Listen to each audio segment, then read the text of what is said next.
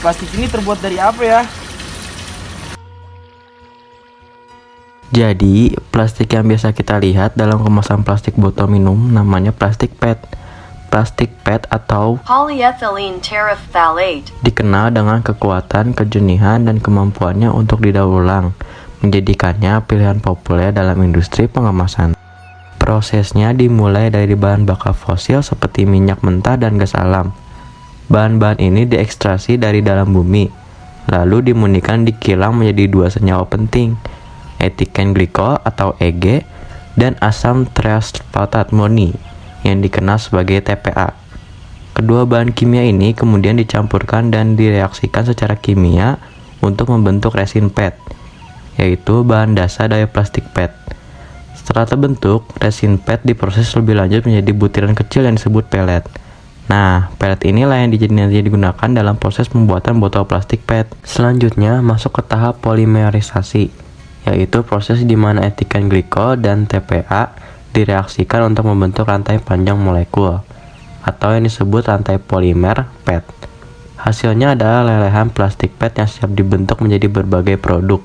Kemudian, kita masuk ke dalam pembentukan produk. Di sini ada beberapa metode yang digunakan. Pertama, injection molding. Dalam tahap ini, lelehan PET disuntikkan ke dalam cetakan untuk membentuk preform, yaitu bentuk awal dari botol plastik yang masih kecil dan pendek, tapi bagian lehernya sudah seperti botol jadi. Lalu, preform ini masuk ke proses blow molding, di mana ia dipanaskan kembali dan ditiup dengan tekanan udara tinggi ke dalam cetakan botol. Bentuk botol mulai terbentuknya di sini. Untuk menghasilkan botol yang lebih kuat dan ringan, digunakan teknik stretch blow molding.